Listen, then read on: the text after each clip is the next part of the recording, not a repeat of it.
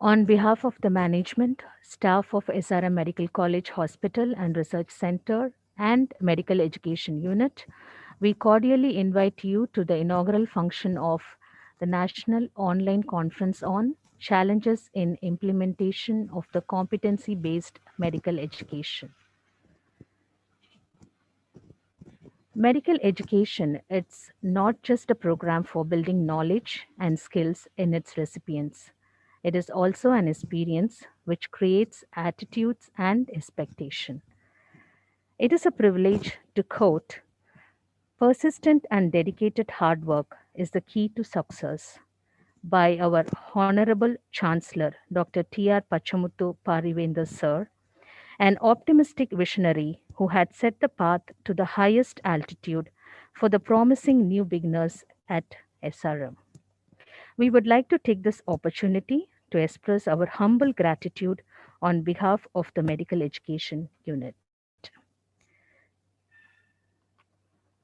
A smile is the universal welcome. It is my honor to invite Lieutenant Colonel Arunachalam Ravikumar Sir, our exuberant Pro Vice Chancellor of Medical and Health Sciences, which comprises of 7 colleges. His astounding knowledge with a deep insight for medical education had always given us a sense of tutelary guidance. I call upon Sir to welcome this elite congregate.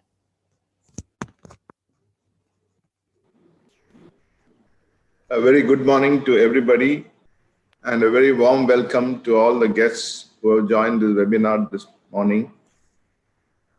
I feel a little guilty for having interrupted in the middle to start this inaugural function, but we'll make it as brief as possible.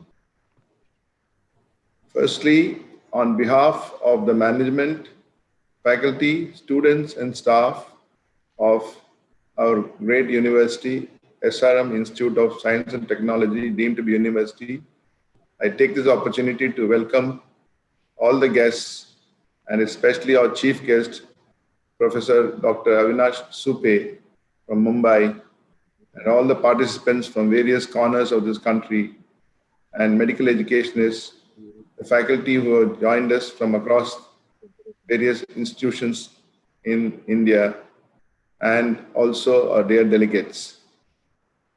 As already colluded, we have a university which is a multidisciplinary university in the private sector, and we have campuses not only in Chennai in 3 locations.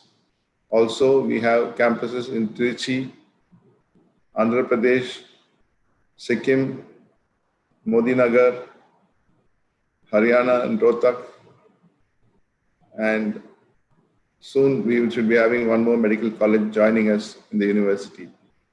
Mostly, it's an engineering-based university which has now evolved into a health sciences institution also. As was pointed out by Dr. Raja, I'm responsible for the medical and the health sciences part of the university. There were faculty of medical and health sciences. We have a faculty of engineering and technology. We also have a faculty of science and humanities. And we are indeed blessed to have with us a great educationist who started this university way back in 1985, and also his second son, the Pro-Chancellor, Dr. Satyanarayanan, who is the person who is guiding us in the medical and health sciences stream of SRM IST.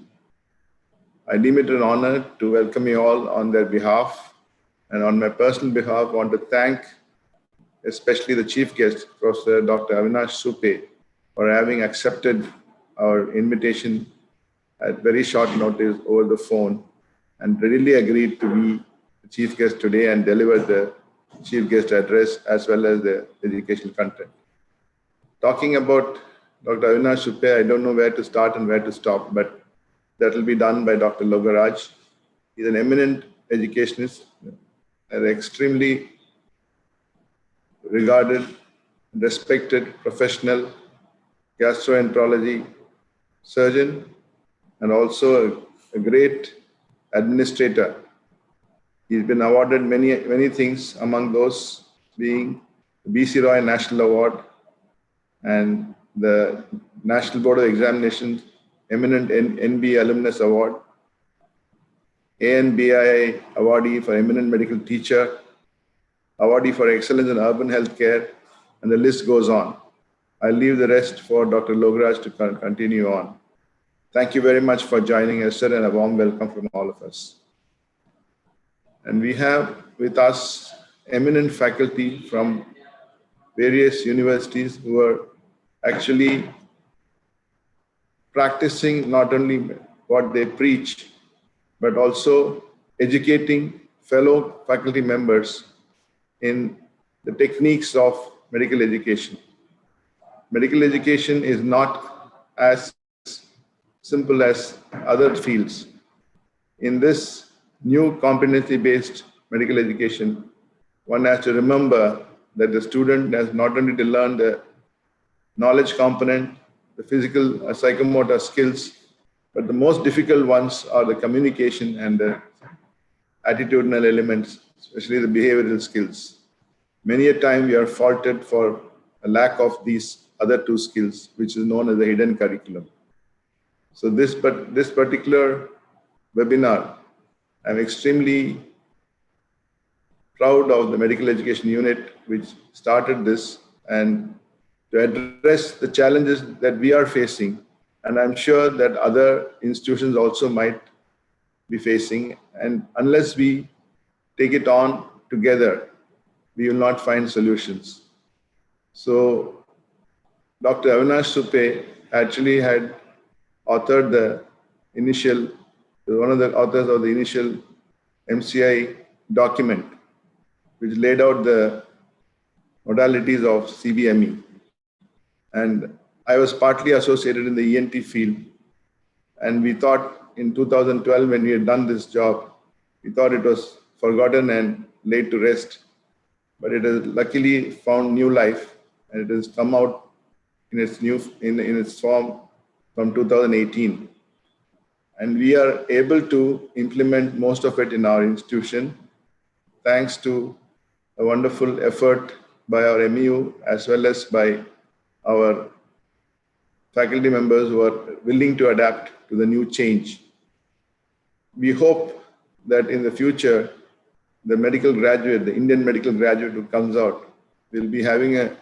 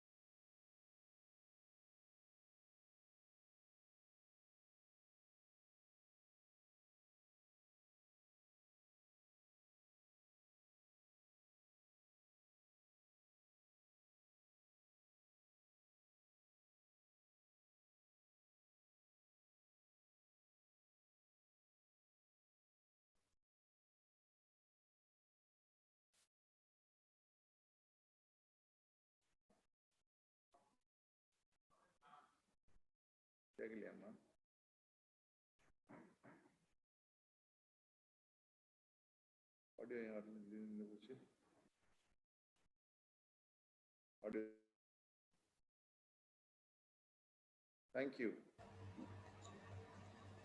Thank you, sir. Thank you for your succinct speech. Sir, we do have one request, sir. Could you please release the e-souvenir for this event, sir? Sure. We'll share the screen, sir.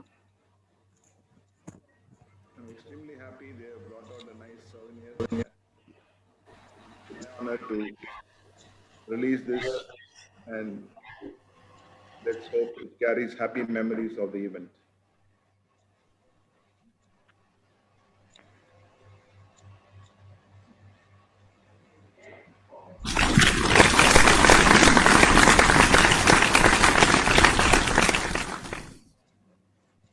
Thank you, sir. Thank you once again. We'll move on. Knowledge has Not sorry. Knowledge has power. It controls access to opportunity and advancement. Such a hub of opportunity and advancement have been made accessible to hordes of students under the able stewardship of our esteemed Pro Chancellor, Dr. P. Satyanarayanan Sir, whose unfaltering perseverance, academic acumen, and prudent foresight have led to the extensive expansion of the SRM fraternity. But we regret to inform, due to pressing engagement, Pro Chancellor will not be able to join this program, but nevertheless, he had sent his wishes for the success of this program. Coordination is critical to any large scale event. That's a lesson we are learning under the able leadership of Professor Logaraj sir, our medical education unit coordinator, also the professor and HOD of community medicine, whose dedicated synchronized coordination had led to the commendable execution of this program. It is my delight to invite Sir to introduce the chief guest of this event. Thank you, Doctor. Thank you, Dr. So it is my privilege to introduce Professor Dr. N. Avinash and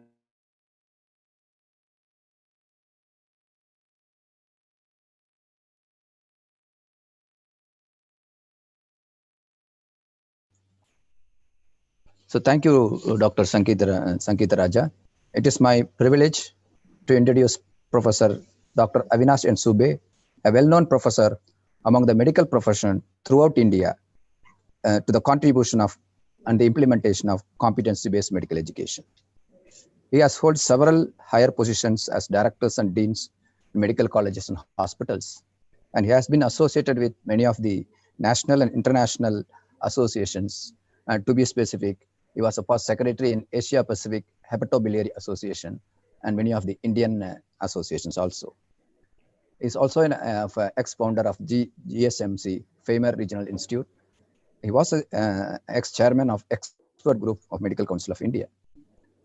And he has several awards. To be mentioned is the PC Rai Award, and other he had totally 50 awards at state level, national and international forum. Next. So he has in the aspect of training and publications, he has trained at Memorial Slogan Kettering Cancer Center, New York, Hamburg. He's a Famer Fellow in 2002, International Fellowship in Medical Education 2007. He has been editorial board in several of the journals, both international and national level. And he has completed master in health professional education in the University of Illinois, Chicago, USA. And he has totally published 287 publications, which has 5,178 citations with HI index of 32, with I-10 index of 65.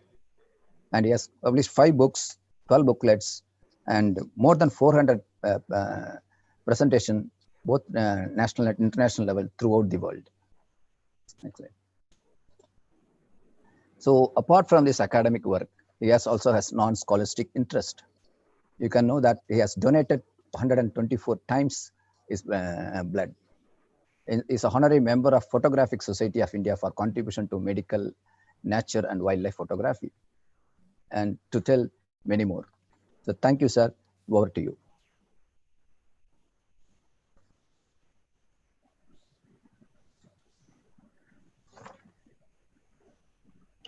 Good afternoon to all. I would like to share my screen. Can I share my screen?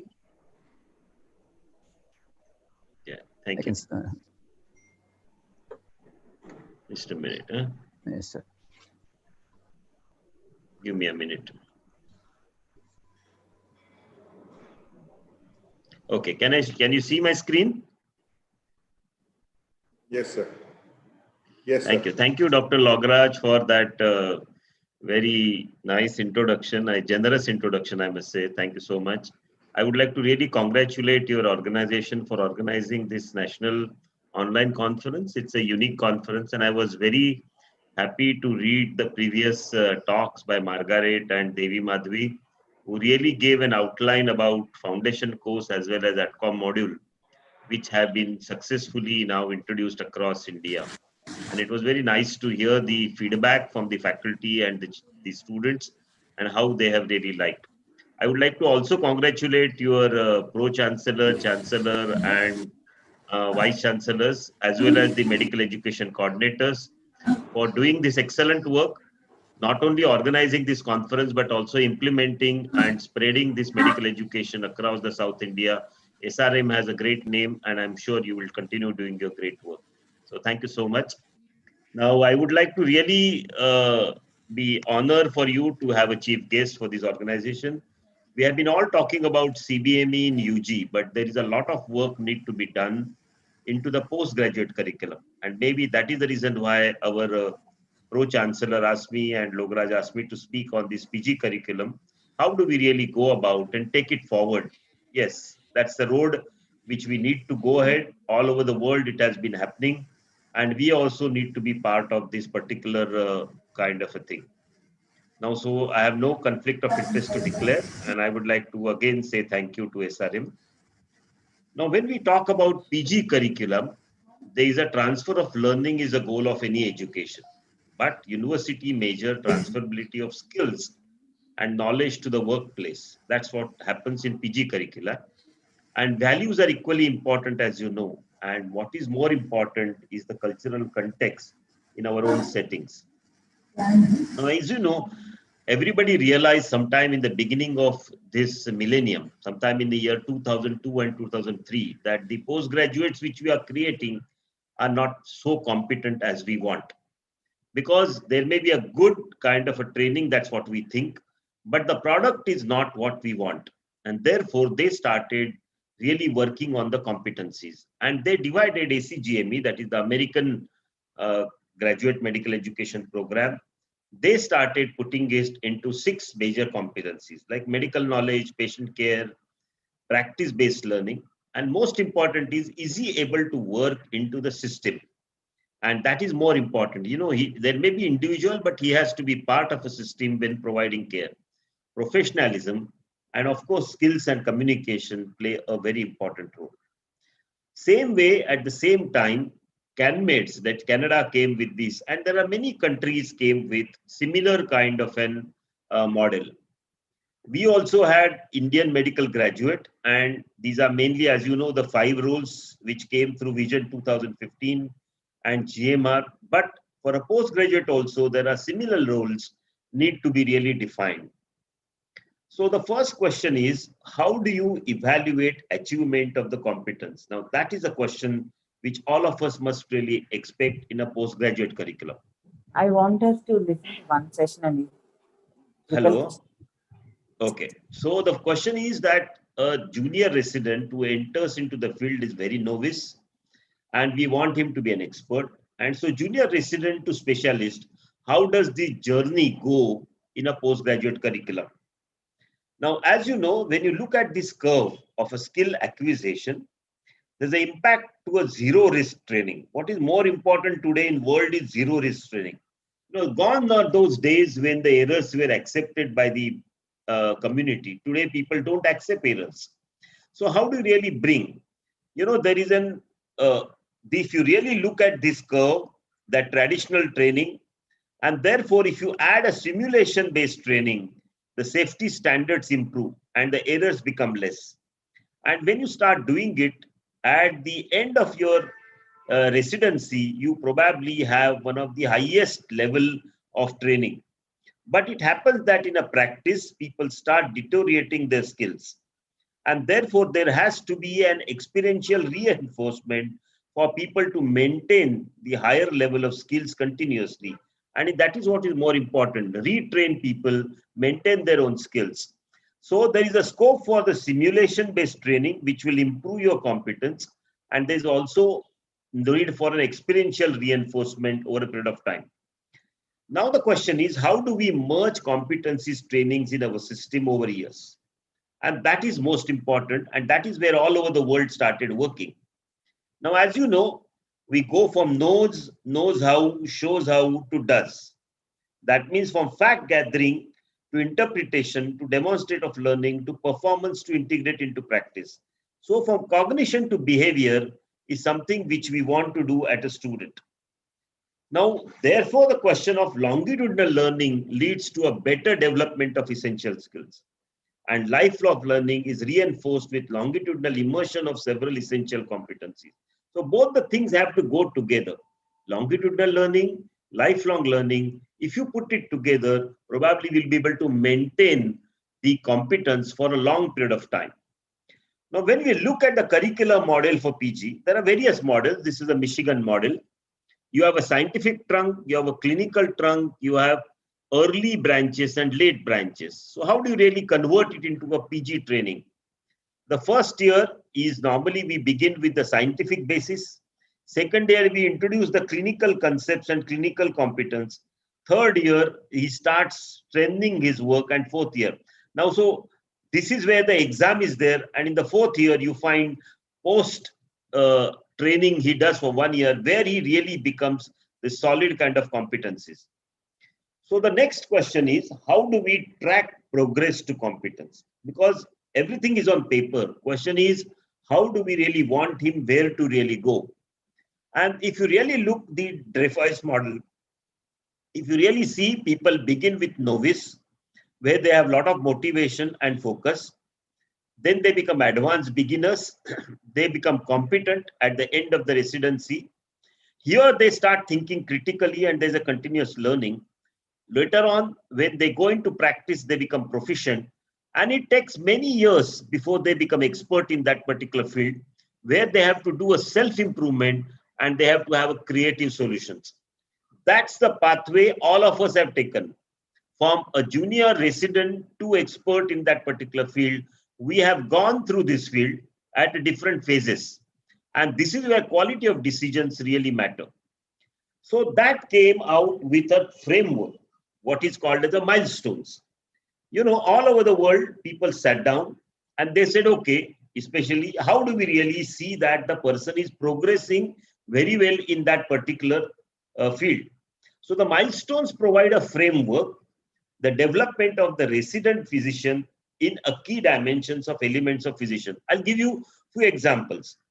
So what are the themes of them? So one is of creating milestones, embedding the milestones in the context of medical education, especially postgraduate, assessing those milestones at a different level, and implementing those milestones.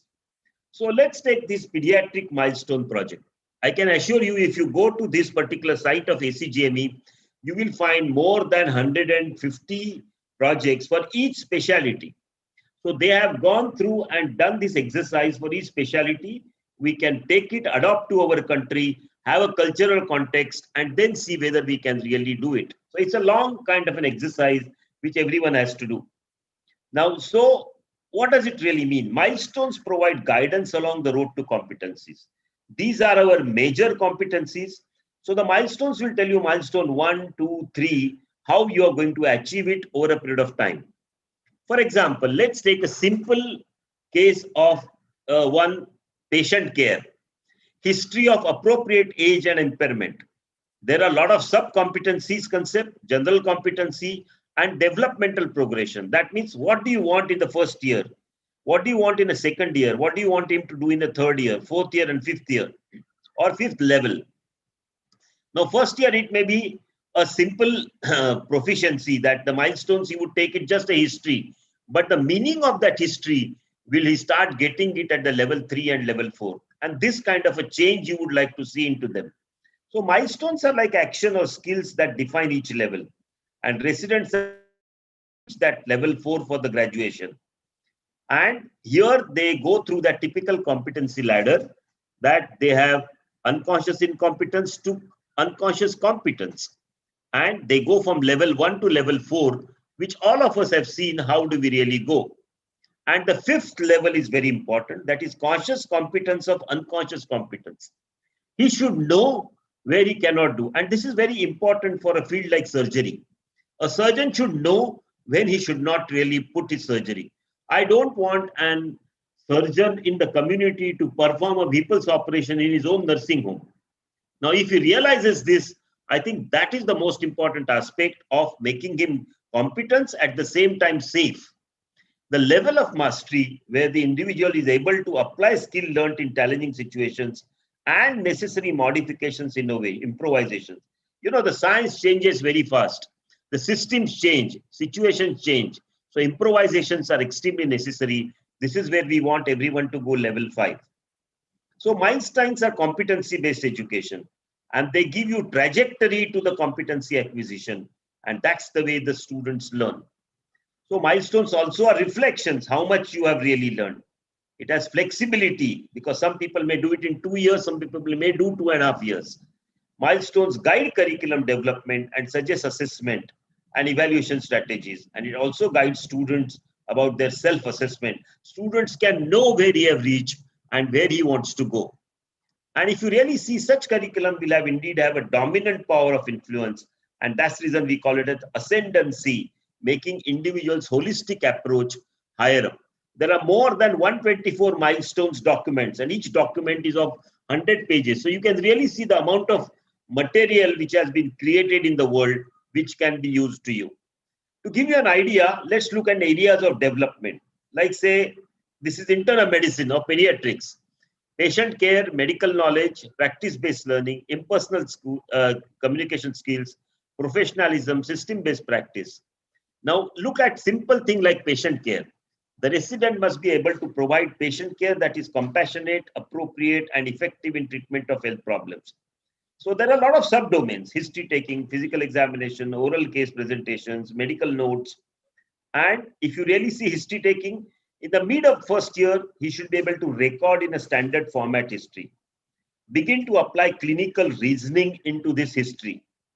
At a second level, he should be able to take history of sensitive topics and information relevant to specific population. And he should have approaches to the clinical reasoning and patient chief complaints. So the knowledge becomes little deeper, his skills become little higher, and his performance becomes much, much compatible to the patients. Now, third year, he obtains a focus history. He understands the alternative sources of information he should really gain, and patient is unable to provide a clear history, even if that he is able to get his history. And as he goes into the clinical reasoning and efficiency of gathering focus information relevant to the patient care. So these are all milestones. These are from Maryland. If you really see, these are, I'm sure they are something which I can share this presentation to you very easily. And look at the physical examinations in the similar way. There are milestones for the mid first year, mid second year, till fourth year, and a graduate. So there are all steps, simple thing like how to take a BP to how to interpret BP. You know, all these are simple ways of going into all these skills. So when you think about this development, you have to see that the resident who is rigid, worries about changes, becomes more flexible, resilient, and confident, self-efficacious. The personality of a resident should change from a cautious, shy, withdrawn to a inventive, energetic, organized. And emotional intelligence, which is low, we should make him emotional intelligence high. And this is very important for any clinician to really sustain his clinical practice for many years. And these are hidden kind of changes which should really not only see, but also make reflect on that.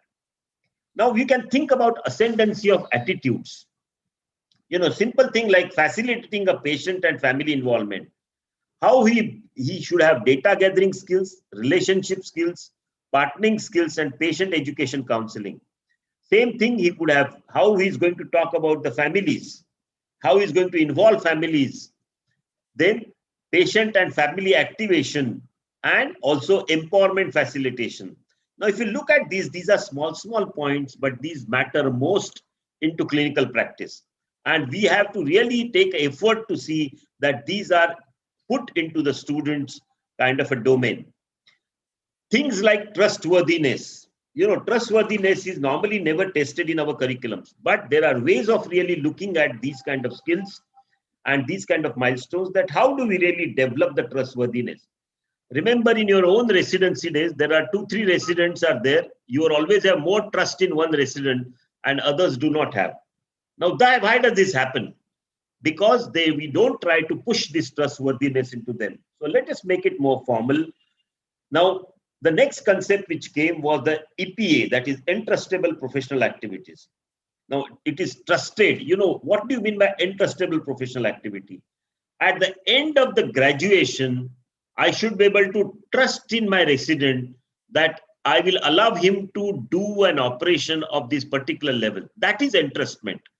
That I'm able to ask him to do professional activities. And that requires a lot of effort, more than the milestones.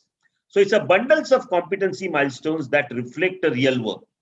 You know, something like you pick up multiple these milestones and put them into some kind of an entrustable professional activity. And this is what usually is done. And that is where the whole Europe and the whole world is now talking about EPAs into the postgraduate education. So we need to have a few EPAs, which should be our main focus of postgraduate training. Simple thing like supervising. How he is going to supervise his juniors? Does he develop how to supervise the auxiliary or the other health workers? And what is his response to this? All these are very practical ways of needing for improving your patient healthcare. There are a few questions. Does checking a milestone list ensure that the student's competence to practice that skill is in a highly complex environment? Probably not. We have to use our common sense and experience to see that only milestones are only going to give you a pathway, but we have to also evaluate putting all together in a holistic way. With so many sub-competencies and the elements which constitute them, can we ensure that each and every milestone is assessed and evaluated to demonstrate competence? Probably no, but at least we have a framework. In our routine curriculum, everything is not assessed. The same thing is going to happen even in these kind of curriculums. But at least we are ensuring by this framework that everything is completed and some part is assessed. So in a traditional classroom, students stay in the same class for given duration. It's like a tea bag approach. But in a combined competency training, students learn on their own pace. Self-learning is very important. Progress to the next level only when they have demonstrated competency. You know, sometimes in our own setups, this may not be possible easily, but we should ensure that at least they learn what is most essential. Now, there's something called the differential development competency.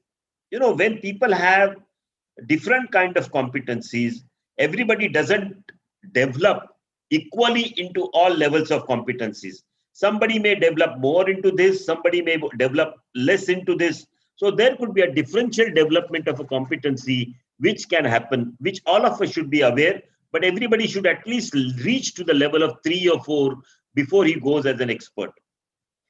Most important is assessment system.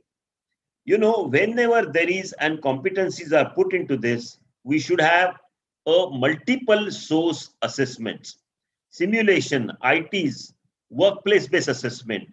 These matter a lot in this particular kind of an assessment. And unit of analysis is you try to see the institute accreditation and credentialing as one of the instruments. These things are coming slowly in our country. And I'm sure in next 5 years, we will have to really implement this, because the number way we are growing, we have to understand that if I have 250 students and 250 postgraduates, I have to have some framework in place where I can really test their systems. Now, if you see this Russian theory, it always says that the realm of certainty and realm of uncertainty, the person starts developing close to what he is. So now our aim is that at least we should take him to close here and not allow him to remain here. And that is where the actual development is going to happen. To summarize, ascendancy of curriculum is dynamic but personalized process of achieving desired outcome. You have to think about workplace-based assessment, portfolios, narratives, reflection, individualized kind of and focus, trying to work on a framework where he really progresses as per the framework in most of the competencies. So once you understand this ascendancy, it will helpful in making the CBME, especially in the postgraduate setup and assessment, more meaningful because then we know where the student is going and where it is desired, and that it should be in the context of your specialty. I would request all of you to go to this SCGME site, go to the various university sites, and see, go to the MCI site where some of these have been included for the postgraduate, and try to see what your specialty, what kind of a framework exists, and within my own system, how I can implement this framework to see that my curriculum becomes more competent and it becomes more productive in terms of the experts. It is applicable in core competencies of professionalism, interpersonal communication skills, practice-based and system-based practice. And milestones are guiding framework and blueprint for the assessment and accreditation, because these are the basis on which you would develop your whole curriculum. So as you know, I would like to end with a standard story. Ultimately, the teacher is very important and the mentor is the most important person in life. And you know, Arjuna was one of the most educated person in the Pandavas. You know, he had fellowships, he had gone abroad everywhere, and he had gone to Swarga. He got a lot of kind of astras and everything. But when it came to fighting Mahabharat, he required Krishna. And it was a Mahabharat who gave him the advice. So mentors are very important. Teachers have a tremendous role in developing postgraduate education. So I feel all teachers should understand where is my student want to go and where he is going and how I can support him to go to that particular desired outcome. And if we all do this kind of an effort, then only we will see the postgraduate education in our country competent. And most important, after 15 years or whenever I get to some kind of an postgraduate help, I'll be confident that I can go to this my postgraduate and safely get treatment from him without doing any harm. I think that is what is the goal every citizen and every teacher wants to have. And that's where we should take our postgraduate curriculum. So thank you very much again. And I would like to really thank the SRM for inviting me and giving me this honor to be chief guest. And I wish the conference all the best. Thank you so much. Thank you, sir. Thanks for the very engaging talk and accepting the chief guest lecture. You enlightened us on the ascendancy of curriculum in postgraduate CBME program, and also you prepared us to be to develop such competent, train those postgraduates to develop into competent specialists. Thanks a lot, sir. As a token of appreciation, I would like to share the speaker certificate with you, sir. Thanks a lot for spending your time with us. Thank you so much. Okay, I really enjoyed, and I try to see whether I can join some of the sessions from your conference. Thank you so much. Thank you, sir. I hand over it to Dr. Sankita. My personal thanks to you, sir, for having joined. Sure. Thank you so much.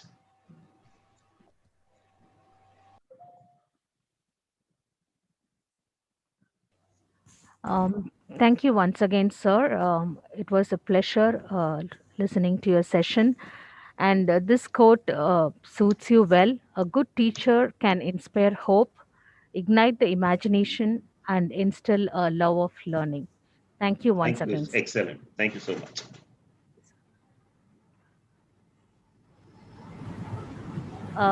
We'll move on with the program. Gratitude is the best medicine. It heals your mind, your body, and your spirit, and attracts more things to be grateful for. To express our fervent gratitude, I would like to call upon our dynamic Dean, whose perpetual support, consistent encouragement, and systematic superintendence gave us an impetus momentum for the efficient conduct of this program. Over to you, sir, for vote of thanks. Thank you, Dr. Sankita. At the outset, I congratulate all the medical education unit for organizing this excellent program. I am very, very happy that I have been given the opportunity to give the vote of thanks. Respected Pro-Chancellor, respected Pro Vice Chancellor Dr. Ravi Kumar, Dr. Lokaraj, and the chief guest, Dr. Avinash Supe, and the participants and my dear students and the delegates. It gives me an immense pleasure to deliver this vote of thanks and to be part of this program as a Dean of the SRM Medical College and the Chairperson of the Medical Education Unit. At the outset, I thank the chief guest, Dr. Avinash Supe, for accepting our invitation and delivered a interesting and educative chief guest address in which we came to know a lot of things. And personally, I have to thank Dr. Supe for giving a wonderful lecture on postgraduate medical education, how to improve upon, how to implement the competency-based education in the postgraduate courses. And we all know that the medical education is in the crossroad, and we are implementing the program in the undergraduate level, and we are expecting to implement in the postgraduate courses also, though we have not fully started that one. And the guidance given by Dr. Avinash Supe and other team of members who are going to talk today are going to give an immense knowledge to the teachers. And personally, we have felt this is a wonderful lecture what is given by Dr. Supe is going to help us in long run. And I have to thank our Pro Chancellor, though he is not here, and he was our moral support, and he is the pillar of support to us and implementing all the educational programs. And he is a son of an educationalist and a philanthropist, our Dr. Great Parivender. All these are their skills and effort. Only the great university is standing on. It's a great institution. And we have to thank both of them for giving us the opportunity to conduct all these programs. And my sincere gratitude to our Pro Vice Chancellor, who is he is guiding us in all ways and means. He is a person I have seen how meticulous one can do it to and organize any programs and events, and also how to run the institution and how to run an educational institution and how to deal the students on one side. So I have to thank him, sir, and it's my gratitude to you. Be a part of us in all the work we are having it. And I have to thank the entire CME, entire CME organizing team, the medical education unit for organizing this program. My special thanks are due to Dr. Lagaraj, who is the organizer, convener of this program, and the medical education unit. And the entire medical education unit is doing hard work for the several days together and culminated in such a good, wonderful program. It's going to be useful to all the participants. I have to thank all the resource persons who are committed to come and join with us in the program, and it's going to be a wonderful day, 2 days program. And I thank all the resource persons for their contributions to this program. And I have to thank the ITKM team leader, Dr. Mr. Kanan, who has organized this video, this program. It is on the online program. We have to thank the COVID for giving us an opportunity to meet all the persons in their places without any difficulty. And the webinars are going on, and the latest technologies are improving. Ourselves, we are improving because of the COVID, and that is one of the positive things we had. Then we have to thank the COVID in this time also. And I have to thank all the participants once again for participating in this program. And I have to personal thanks are due to our Pro Chancellor for leading us in this program. Thank you once again. Thanks and all. Thank you all. Thank you.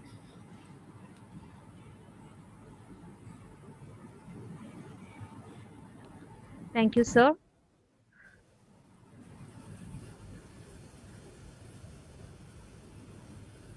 Thank you, sir. Um, we have come to the end of this program. End is not the end. In fact, END is effort never dies. And if you get NO in an answer, then remember NO is next opportunity. So always stay positive. Thank you for being in this inaugural program. We'll conclude this session. Jai Hind.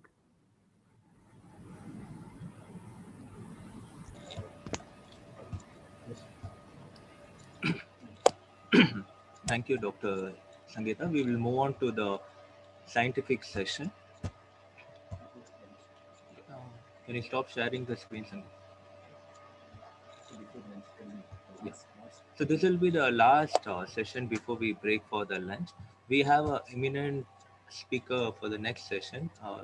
Had to postpone the session. Sorry for the inconvenience, sir.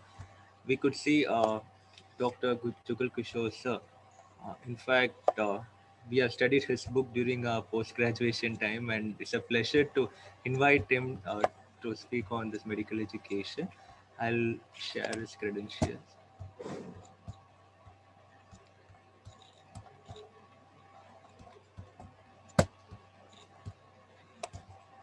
Yes. Dr. Jugal Kishore is a director, professor, and head of the Department of Community Medicine in Bardhaman Mahavir Medical College and Safdarjung Hospital. Safdarjung Hospital. Dr. Jugal Kishore is a medical educator and a public health expert. He is part of development of various departments, particularly community medicine in an institute in Nepal and Center for Occupational and Environmental Health at Loknaik Hospital, New Delhi. His more than 200 research papers are published in journals, magazines, and dailies. He has authored 24 books and many chapters and pamphlets on public health, national programs, social reform, and rationality. He is member of many expert groups of health planning and implementation in the government.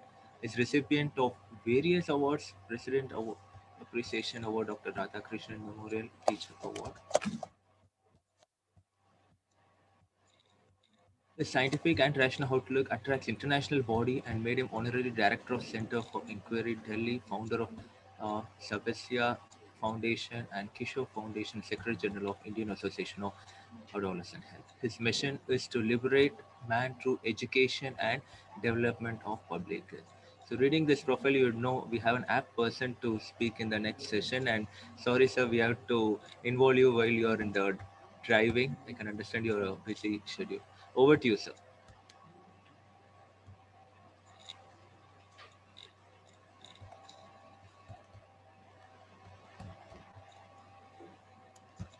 So you need to unmute.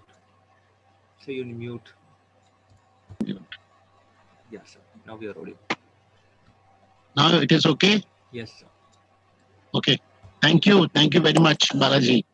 And thank you, Dr. Loga Raj.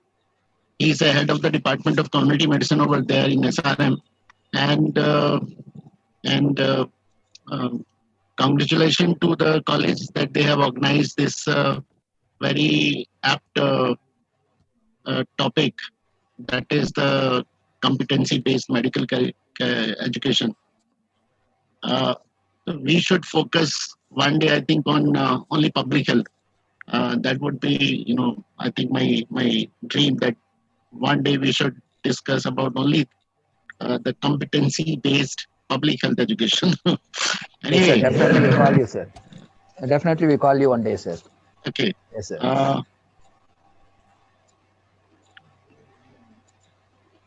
I'll share. This is the, yeah. The topic is given to me is a formative assessment. Although we do regularly, but in a more formal way, just want to share some slides with you, and we can open up if any discussion or any question is there in the end. Um, Assessment is very important. If you do not assess, I think since the centuries, whenever there was a training going on anywhere, maybe it is a Gurukul or maybe some Takshila or Nalanda, in the end there was always a assessment, and that used to be summative type. But in between also there was some the formative type of assessment were there. Assessment is actually is a feedback, kind of a feedback that the learning is complete, or he has reached to a certain level. So the assess is the Latin word, which is actually giving this that to sit with, like you have to be with the student. That is what is is the literal meaning.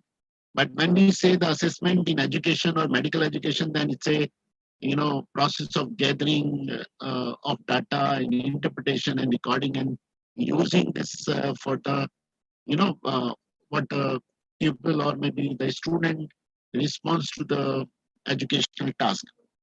So that is a lot of activities is required, and in many time I think many institutions has been formed, or you can say like we have the National Board of Examination where the focus is only on assessment, and through that assessment they just give the degree whether the person is competent or not. But in a learning cycle, I think assessment is a very important component, and which lead to the feedback, and then again we have the learning process. So this cycle should be continued throughout learning process. Now this is already known. I need not to say, but this assessment should follow the Miller's prism of the clinical competencies, in which not only the knowledge but also the skill and attitude should be assessed. Over a period of say 50 years, 30 years, 50 and 60 years, what we are observing that the medical education focus more on the knowledge component, and we are expert in assessing the knowledge very well, not a big issue. But in all the examination, what we are finding that somewhere I think the skills, maybe because of we have not designed our assessment in that manner, or the attitude is not assessed properly. And that was a big lacuna, and that is why actually in the community or in the practice, the attitude and the skills are more required as compared to the knowledge. But in the assessment, we just focus on knowledge, and that is why we have our graduate and postgraduate more of knowledgeable. They are able to pass the examination, but when it comes to performing certain activities, then they fail. So therefore, the assessment has to be such that is actually assessing the knowledge, attitude, and practice all, and then only person should be allowed to practice or allowed to say that he has developed that competencies. So if you are changing the assessment, then your whole training component also changes, and that is what the recent development in our medical education also, that we have now competency based medical education, in which this assessment will be very important. Now in that assessment there would be, I think, three component. One majorly, one is the formative assessment and internal assessment and summative assessment. All three components are already there. Now, what is required is focusing more on all the three component of attitude, skills, and the knowledge. Then we will be able to make our assessment more comprehensive. So today we are going to just discuss about this formative assessment, a little bit of internal assessment, because they are all interlinked and very close to each other. But for the better understanding, just look at it that time frame is very important throughout the process of learning. When you keep assessing the person or student, it is known as a formative assessment. But in the semester end, if you try to do it many times in throughout the curriculum, then it becomes an internal assessment. In the end, you just do the assessment, and again in the end. But like if we have the 2 semester leading to one prof, so in the prof we have the final examination, that is the summative in form. But in our semesters, after every semester, you have the examination. So that becomes a kind of the formative assessment, which is used for the internal assessment. So that is what is difference, a little difference. But remember that in formative also, you try to do the assessment throughout, but in between you just keep giving the feedback, and many time it is immediately after assessing the child or say the student. So the feedback is continuously there. So in all the type of assessment, the feedback should be there and always there. Sir, So can you it put is in actually hello. slideshow? Can you put Yeah, in slideshow? I'm showing the slides. No, sir, slideshow so that the screen will be bigger. Sir. Some participants are asking like it's not Okay, in slideshow. Yes, sir, thank you. it is okay. So it takes place during the course of learning, formative, and it should happen as often as possible. Like it should be continuous, and rather it should be in every class. Then it become very good formative assessment, and should bring out the strength and weakness of the student. So the student has more chances of improving. As much as possible. All assessment need to be need not to be graded, but some kind of grade is always required and always good.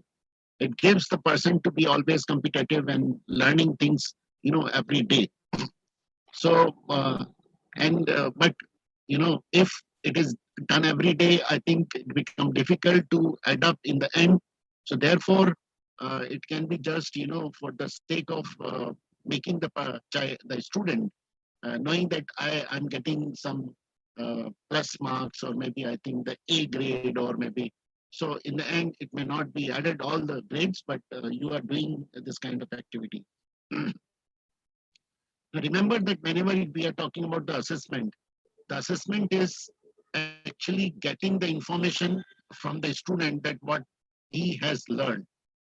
And this learning is, whatever true learning, or maybe I think whatever he has learned, we are able to detect that learning exactly what is there inside that student.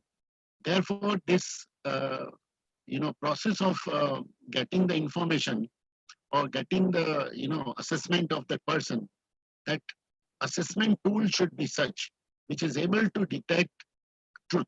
That's what is very important. Therefore, we have these all terms that the assessment not only should be relevant, but also should be valid, reliable, objective, and practical and feasible. So validity, that it is what is purport to measure, like what is supposed to measure. You are closer to truth. You are able to detect the truth, what is supposed to measure that. Reliability, again, you try to do the test. It should get the similar kind of result. It should not change every time. So tool should be stable. Then only you are able to get this. So that is why the reliability is very, very important. Next is objective. The subjectivity, always give rise to a confusion, or maybe not very good. And subjectivity is creating a lot of problems. So when you make the objective, the bias of the person and the bias of the interviewers or the examiners, remove. Therefore, these, 5 criteria are very, very important when we talk about this good assessment. When you make a tool or when you make an examination, then try to assess your examination keeping these 5 steps. Now the steps are, you should have an objective, and this objective, we know that this objective is defined, and this is able to giving us that what kind of teaching learning experience is required. And you are then at the same time try to select the measurement tool for which we can use it to find out whether the person is going to learn it or not, administer the tool, and then decide that which kind of tool is very good to final assessment.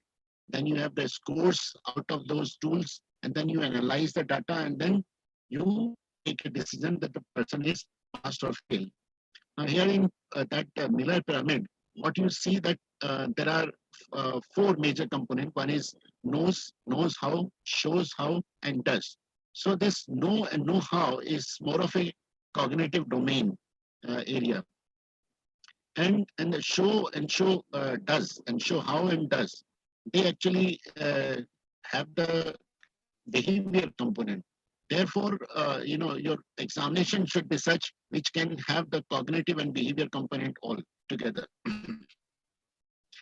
So in that, what type of the measurement tools are required, or what formative assessment is required? When it is for the knowledge or the know-how competencies and know only the knowledge component, then MCQ, short question, structured short questions, extended matching items, or maybe structured oral examination, viva, structured essays, they are all there to assess these all things. And it can be done like MCQ can be given in every, after the lecture, you can have the one or two MCQs. So that can also be used. Similarly, after the, sessions, like the whole cardiovascular component has been, taught, then one can give the short questions, and maybe I think some kind of viva can be organized. And we used to have in anatomy and also in pathology, every week we used to have this kind of activity. So that was actually a kind of informative assessment. Then when it comes to the show how performance and does, then the OSCE long and short case are the good one. And when it comes to the action, so assessment of action, now we have many new tools which can be used, which is not used before. But I think if we can add it, I think we can make our assessment more good. One is the mini sex examination exercise, in which the mini clinical evaluation exercise is there, which I'll discuss a little bit more. Then we have a direct observation of procedural skill. You allow the person to do certain activity, and it's only possible when you have a formative type of, the things in learning going on, during the time of operation. You can allow the student to be part of you, and then you're just seeing that how he's performing things. So that time you can have the observation, and you give the marks, or maybe you can give your feedback. Then clinical work sampling, you can also take a small sample. In community medicine, we have the clinical case presentation. So that is, how we can assess every student every time. We have 360-degree evaluation, in which various stakeholders in the process are also part of the assessment. Like if we talk about the postgraduate student, so we can ask from the undergraduate, we can ask our workers, we can ask our different teachers, staff, about the performance of that PG. So that gives the 360-degree evaluation. So that make overall personality development, or overall learning of that person, in which the attitude and also the behavior come into picture. Logbooks are also part of now, MCI, or say the NMC desired that logbook of all PG should be there. Similarly, we can have the similar kind of logbooks, although we have in our college of our undergraduate to keep the logbook for community medicine. Similarly, for the whole subjects, we can have a comprehensive logbook. And then portfolios. Portfolios are new techniques by which we can have, every day his reflections and learning, and he can make his all activities, and can share with the teacher, and then the teacher can assess that how he is going throughout. So these are different ways of doing the assessment, and all can be used for our formative assessment. Like the portfolios for the student, as I was talking about, it is a collection of student work that exhibit the students' efforts, progress, and achievement in the in more than one areas. And a student participate in the selection of the content, criteria for selection, criteria for judgment of the merit of the collection, and the student self-reflections, all part of it. So everything is recording. It can be used like in a spreadsheet, or maybe we used to have on the Word file. You know, every day I used to have this description that what I have learned, what was the objective, what was learned, and what how I can do it. So day-wise collection can be done, which can be done in a logbook also, but there the space constraints are there. Now this is the sheet where the internal assessment is done. You can see that every or maybe I think a little bit of shorter than that.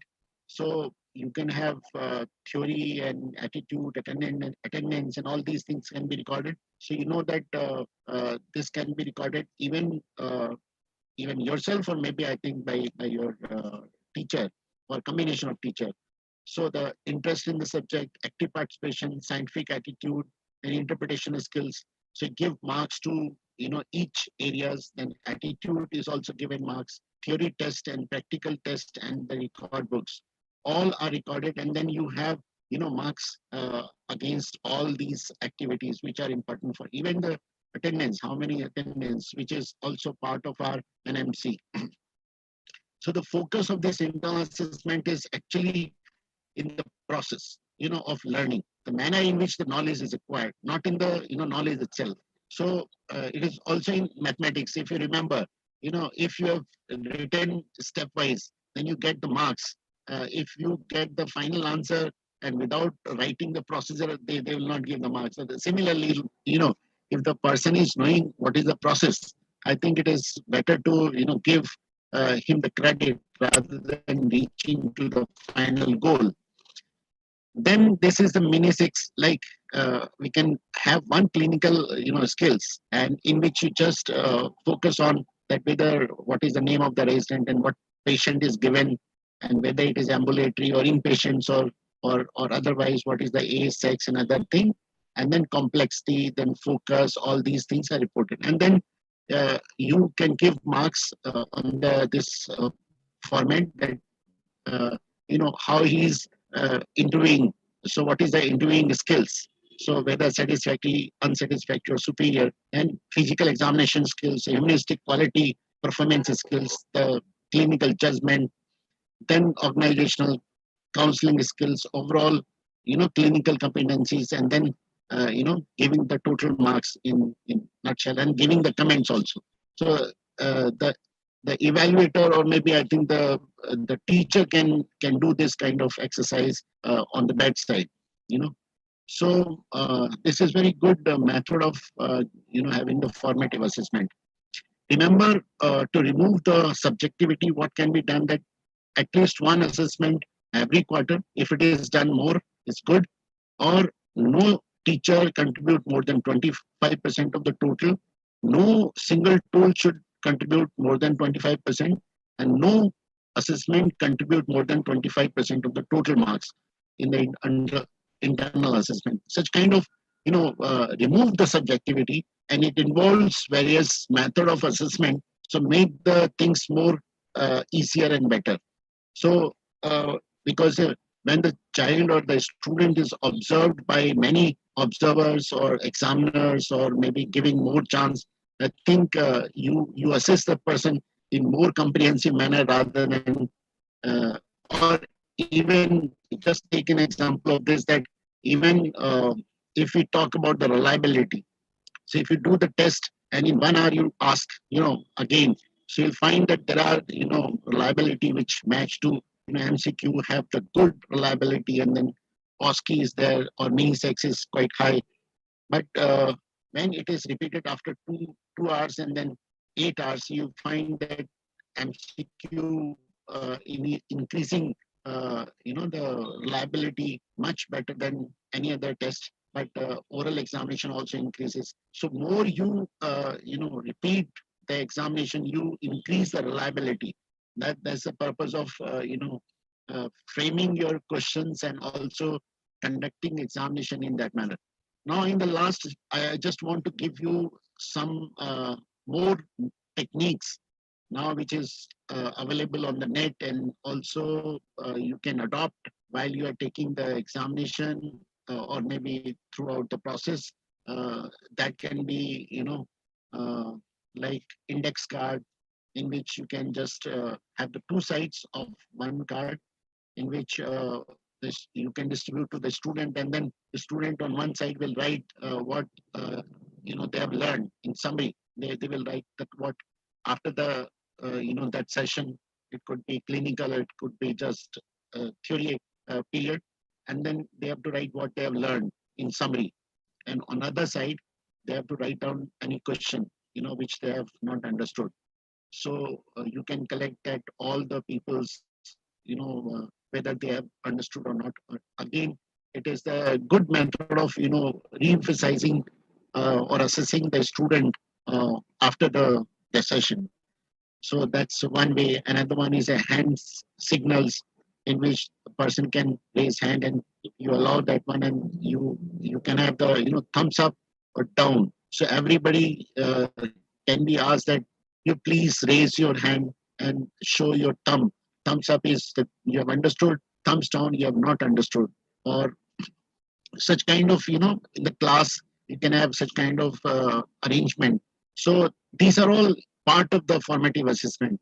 I found more than 120 or more than, I think, 120 types of methods are there, tools are available, which are used in various universities throughout the world. And what is required in Indian condition is that adopting some of the innovative methods.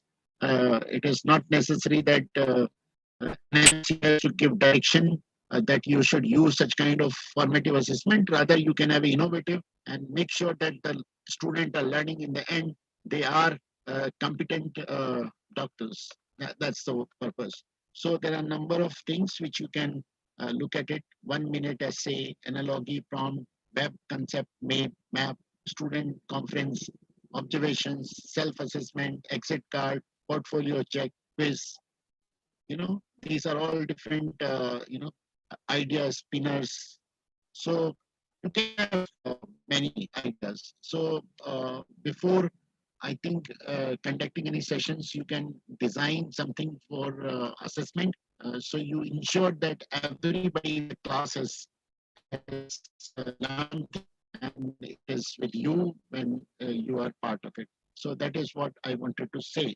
So Dr. Balaji, now uh, my session is over, and if anybody have something to ask, I'm there to answer. Yes, sir. Thank you, sir. Thank you for emphasizing about the need for assessment and how important is it each phase, and it's an important component of the learning cycle. And also sharing the various assessment methods followed in BMMC along with the model formats, which will be useful for us. Thanks a lot for that, sir.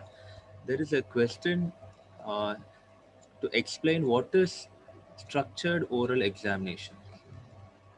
Yeah, we used to do in our aims. I started learning this structural examination. What can be done? You write down all the possible oral questions, and you can write on the cards, and you can put in front of you. You know, all those questions you can put in front of you. Allow the student and come and let him choose one card from that heap, and uh, then he has to answer. You are not asking question. The card is there, so it becomes a structured oral examination. You are allowing that the student, and he has a free like choice. That remove your you are giving more time to one student, to others you are giving less time, and it all depend on your taste and choice, and all that is removed. So structural examination is very important to remove the bias of the examiner. So that is the one way which can be done. Thank you, sir. And also, thank you for showing interest in having competency-based public health education towards our field also, sir. Sir, I would like to share the certificate of participation of yours. 1 second. Thanks for joining us and enlightening us on the assessment. Thank you very much giving me this opportunity. Nice to see my students and my colleagues. And thank you for the questions we have raised. And I'm available on my website, and also my email is there. So anybody wants any help from me, always welcome. Thank you, sir. Thank you Thank very you much. for yes. Thank you. Thank you, sir. Thank you, sir.